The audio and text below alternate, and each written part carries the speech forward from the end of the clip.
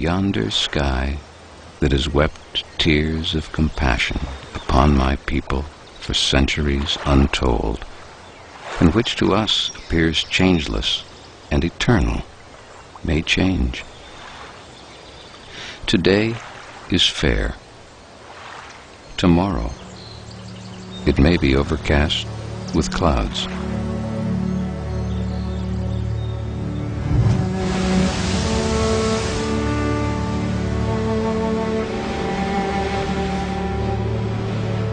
There was a time when our people covered the land as the waves of a wind-ruffled sea cover its shell-paved floor.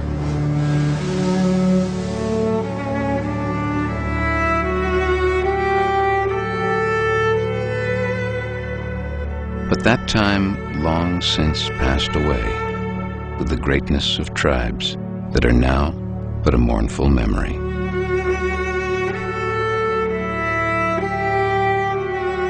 I will not dwell on, nor mourn over our untimely decay, nor reproach my pale-faced brothers with hastening it,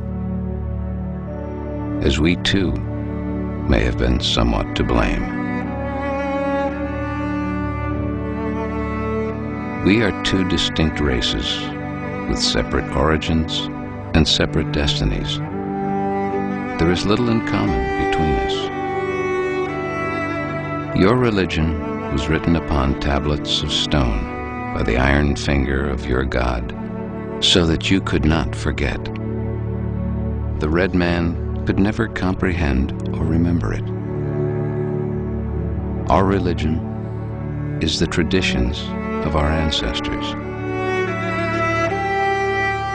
The dreams of our old men, given them in solemn hours of the night by the Great Spirit, and the visions of our sachems, and is written in the hearts of our people.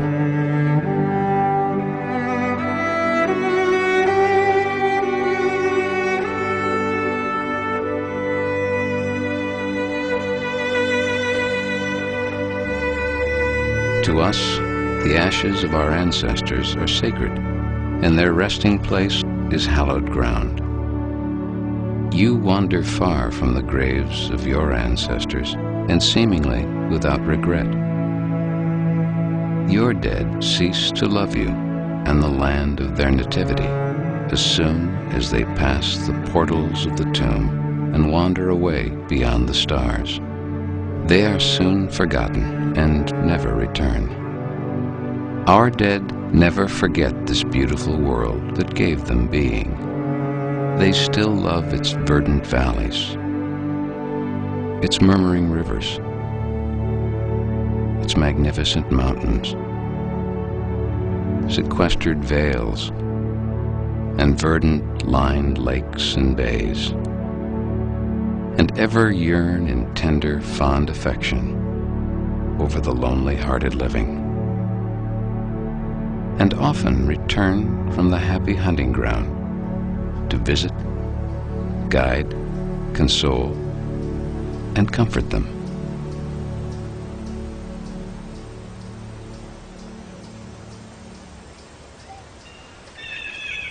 Day and night cannot dwell together. The red man has ever fled the approach of the white man, as the morning mist flees before the morning sun. It matters little where we pass the remnant of our days. They will not be many.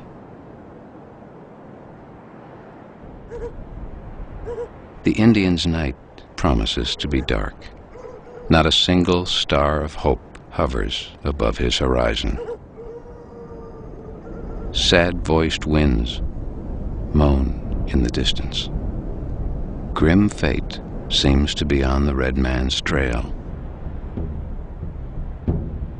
And wherever he will hear the approaching footsteps of his fell destroyer and prepare stolidly to meet his doom, as does the wounded doe that hears the approaching footsteps of the hunter.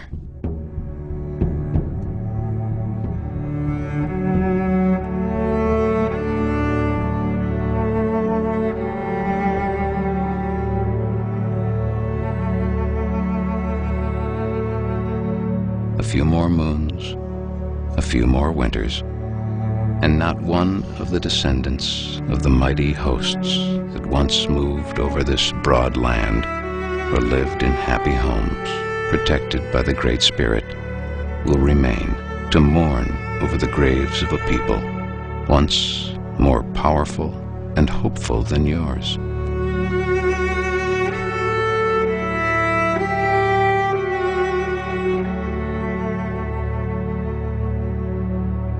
But why should I mourn the untimely fate of my people?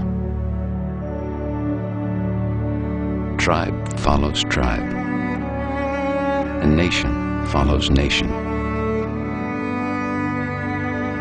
like the waves of the sea. It is the order of nature, and regret is useless.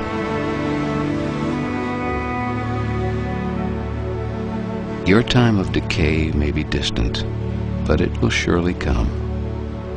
For even the white man, whose God walked and talked with him as friend to friend, cannot be exempt from the common destiny.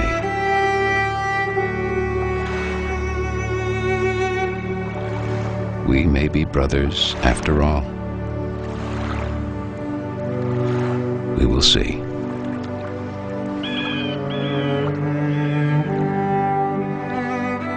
Every hillside, every valley, every plain and grove has been hallowed by some sad or happy event in days long vanished.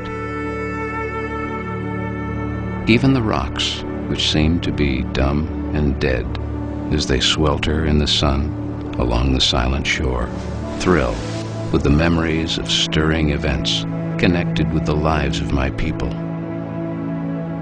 And the very dust upon which you now stand responds more lovingly to their footsteps than yours, because it is rich with the blood of our ancestors, and our bare feet are conscious of the sympathetic touch.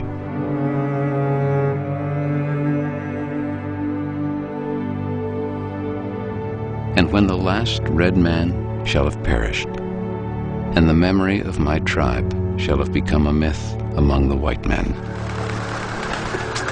these shores will swarm with the invisible dead of my tribe.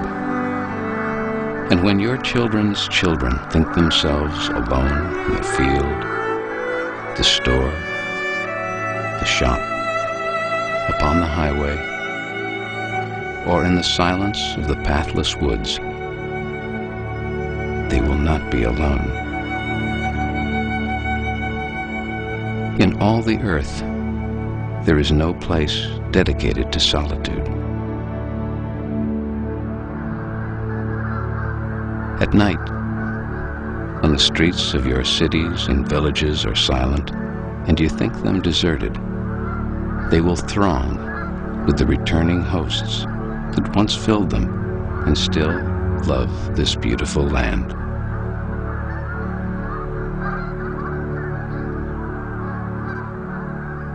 The white man will never be alone.